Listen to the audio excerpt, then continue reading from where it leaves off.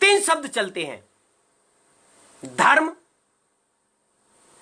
अधर्म और छल धर्म। ये धर्म क्या होता है? बड़ा साधारण मतलब है इसका।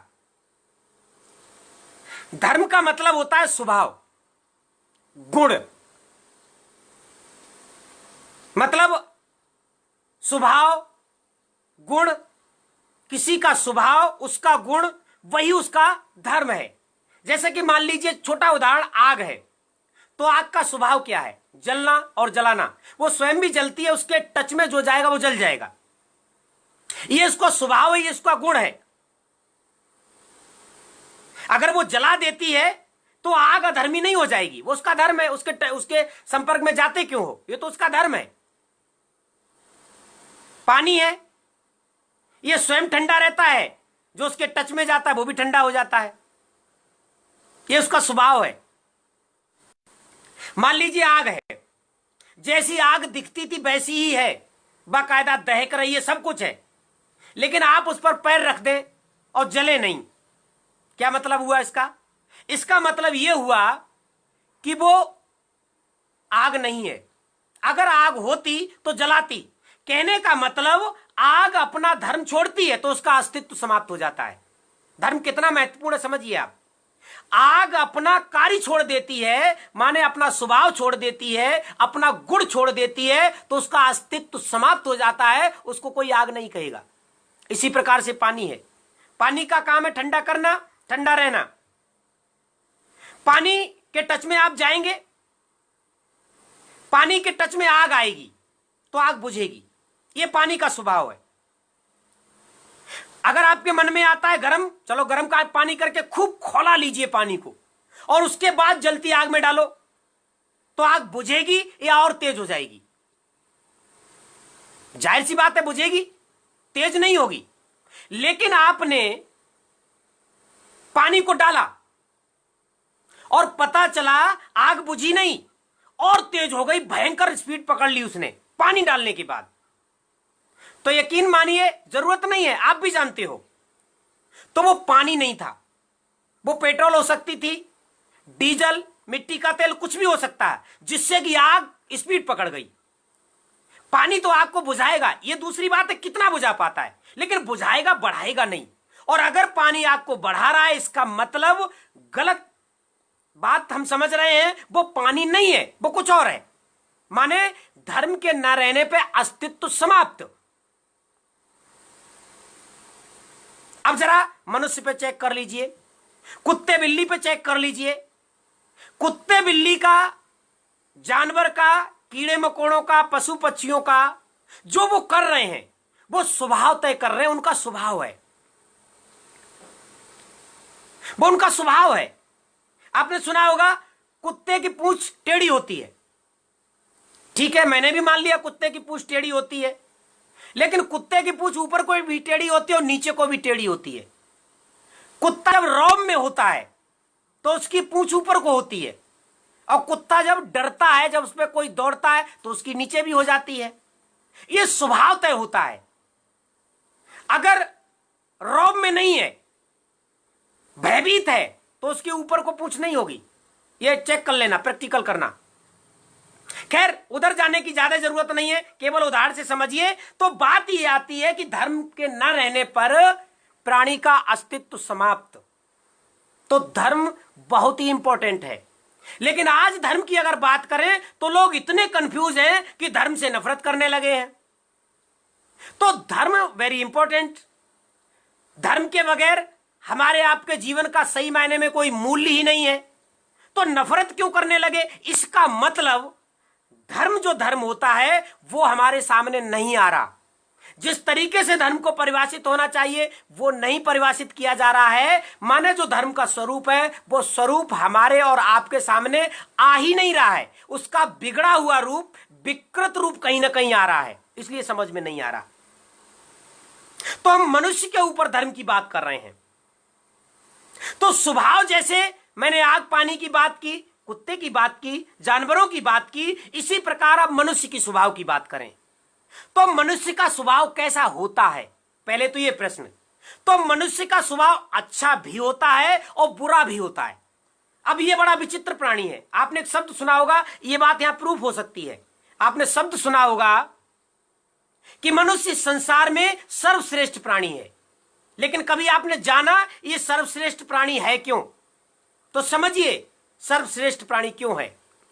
क्योंकि सभी प्राणियों का देखा जाए तो स्वभावतः उनका एक धर्म बन जाता है, लेकिन मनुष्य ऐसा विचित्र प्राणी है, इसका एक स्वभाव नहीं है, बल्कि यह गलत स्वभाव का भी हो सकता है, अच्छे स्वभाव का भी हो सकता है। जिस वक्त इसका अच्छा स्वभाव होगा उस वक्त इसको धर्मवान कहेंगे, और जब व्यक्ति का बुरा स्वभाव होगा तो अधर्मी हो जाएगा। यहीं से विभेद आप समझ लीजिए, अंतर समझ लीजिए। आप अच्छे कर्म करेंगे तो आप धार्मिक कहलाएंगे, बुरे कर्म करेंगे धार्मिक नहीं कहलाएंगे। और अगर कहे जाते हैं तो फिर समझ लो फिर गलती हो रही है कहीं ना कहीं। अच्छे आचरण करने वाला व्यक्ति धार्मिक होता है। अच्छे आचरण की वजह से ही व्यक्ति पूजनीय होता है। किसी नाम की वजह से, किसी वंश में पैदा हो गया, उसकी वजह से पूजनीय या दुत्कार करने योग्य नहीं होता है, वो अपने कर्मों की वजह से। तो अच्छे कर्म करना यह धर्म है और बुरे कर्म करना अधर्म है। जब आप अच्छे कर्म करते हैं तो धर्म करते हैं, बुरे कर्म करते हैं तो अधर्म करते हैं। अब खास बात इसमें यह है कि व्यक्ति को आप पहचान सकते हैं।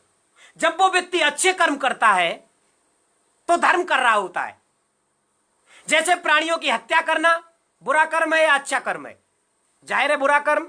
चोरी करना, व्यभिचार करना,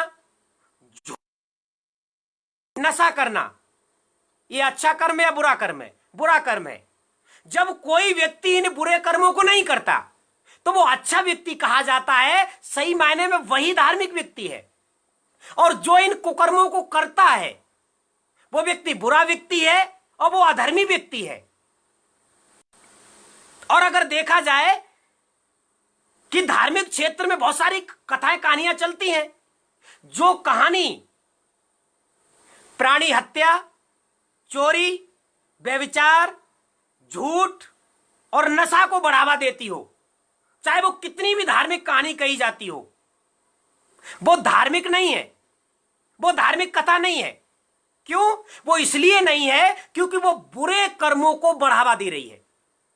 जब बुरा कर्म ही धर्म का कर्म नहीं है तो बुरे कर्म को बढ़ावा देने वाली कथा धार्मिक कथा कैसे हो सकती है? आप अपना बुद्धि विवेक उपयोग करिए। मैंने शुरू में कहा था कि बुद्धि विवेक का उपयोग पूरा करना है। बुद्धि विवेक का उपयोग करना अच्छी बात है या बुरी बात है? अगर आपका उत्तर है अच्छी बात है तो बुद्धि विवेक का उपयोग करना भी धर्म है, और अगर इसका उपयोग नहीं करते तो यह अधर्म है। मन में बहुत सारे प्रश्न आएंगे, लेकिन उन प्रश्नों के जवाब भी आपके पास हैं। अगर अच्छी संगति करेंगे तो आप सब समझ जाओगे। तो बुरे कर्म करना अधर्म, अच्छे कर्म करना धर्म। तो अच्छे कर्म करता है व्यक्ति तो धार्मिक भी कहा जाता है और इंसान कहा जाता है, और यह कहा जाता है कि इसमें इंसानियत है। और जैसे ही व्यक्ति बुरे कर्म करने लगता है, हत्याएं करे, चोरी करे, व्यभिचार करे, झूठ बोले, नशा करे, तो यह समझ लीजिए वो व्यक्ति बुरा व्यक्ति बोला जाता है, उसको धार्मिक नहीं कहेंगे। और ये अधर्म के कर्म है तो ऐसे व्यक्ति को ही अधर्मी कहा जाता है। तीसरा शब्द हमने कहा छल धर्म। ये छल धर्म भी अपने में अधर्म है, लेकिन पहले प्राचीन काल में दो ही शब्द चले, धर्म और अधर्म। माने अच्छे कर्म धर्म, बुरे कर्म अधर्म। लेकिन लोग जरा ज्यादा कलाकार हैं, खुरापाती स्वभाव के हैं, तो उन्होंने क्या किया, अधर्म को धर्म का चोगा पहनाने के लिए जो कला इस्तेमाल की उसे छल बोलते हैं। छल माने क्या होता है? जब छल किया जाता है तो आपको महसूस तो ऐसा होता है कि यह ठीक बात है, लेकिन हकीकत में ठीक नहीं होती।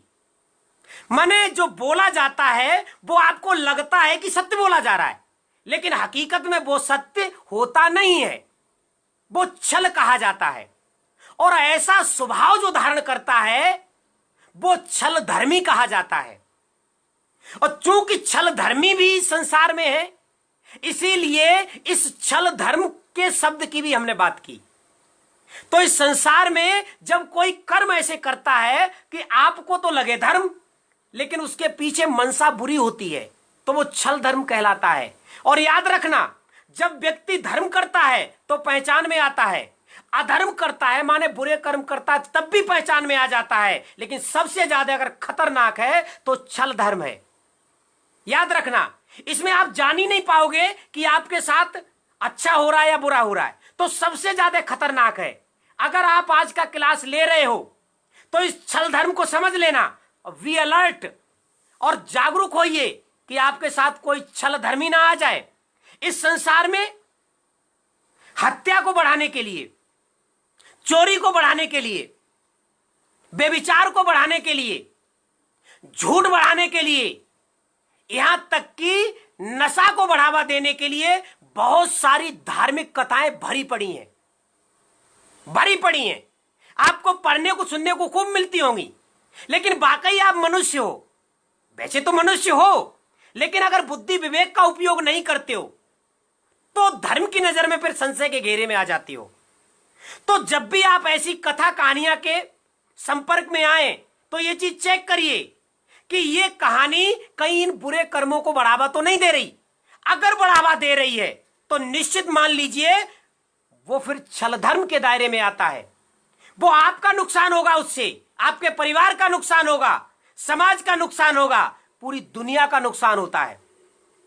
कभी कभार क्या है, हम अपने स्वार्थ के लिए, एक छोटे से लाभ के लिए इस तरीके का छल धर्म का सहारा लेते हैं और छल करते हैं, जो बुरा कर्म है। और आप सभी जानते हो बुरे कर्म का बुरा नतीजा आता है, बुरा फल आता है, कभी अच्छा नहीं आता। लेकिन हम छोटे से भले के लिए, जरा से स्वार्थ के लिए हम इस तरीके का छल करते हैं, लोगों के साथ फरेब करते हैं। तो याद रखिए, वर्तमान में आपको उसका छोटा मोटा त्वरित लाभ हो भी सकता है, लेकिन दीर्घकालिक उसका लाभ नहीं होगा। आध्यात्मिक क्षेत्र का उसमें हमेशा नुकसान होगा, कभी भला नहीं हो सकता। तो याद रखिए, अपने बुद्धि विवेक का हमेशा उपयोग करिए, इस्तेमाल करिए और जानिए धर्म माने अच्छे कर्म, अधर्म माने बुरे कर्म, और छल धर्म माने दिखावा धर्म का, अच्छे कर्म का, और कार्य पीछे से बुरे कर्म का। तो तीन शब्दों को समझ लीजिए, अपने जीवन में उतार लीजिए। और अगर आप अच्छे कर्मों से, मैंने आपको 5 बुरे कर्म बताए, हत्या, चोरी, व्यभिचार, झूठ और नशा, ये बुरे कर्म है। इनसे अगर आप दूर रहते हैं तभी धर्मी कहलाओगे, तभी वास्तविक धार्मिक हो। कहने के लिए कोई कुछ भी कहे, धार्मिक तभी हो जब आप इन बुरे कर्मों को नहीं करते हो, और इनको करते रहते हो तो अधर्मी हो।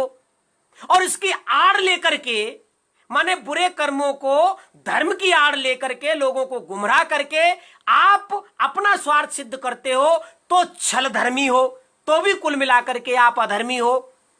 और इस संसार में कर्म करके कोई बचता नहीं है। अच्छे कर्म करोगे तो अच्छे फल आएंगे ही, दुनिया की ताकत नहीं रोक सकती। बुरे कर्म करोगे तो बुरा फल आएगा ही, दुनिया की ताकत है ही नहीं जो रोक ले। करा धरा तो आपका है ना, दूसरा कौन इंटरफियर कर सकता है। तो हमेशा याद रखिए, मैंने आपको अध्यात्म की बात की, तो फिर एक बार रिपीट करता हूं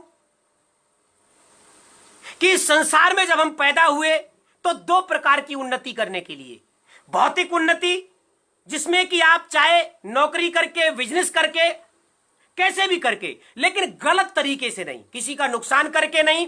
अगर चेक करना चाहो तो हमेशा चेक कर लीजिए, प्राणी हत्या ना होती हो, चोरी ना होता हो, व्यभिचार ना होता हो, झूठ को बढ़ावा ना होता हो, और आपकी आजीविका बनती हो तो तुरंत आजीविका करिए, बेहतरीन आजीविका है। और ऐसी आजीविका करके अपनी उन्नति करिए, सुख सुविधा से संपन्न होइए।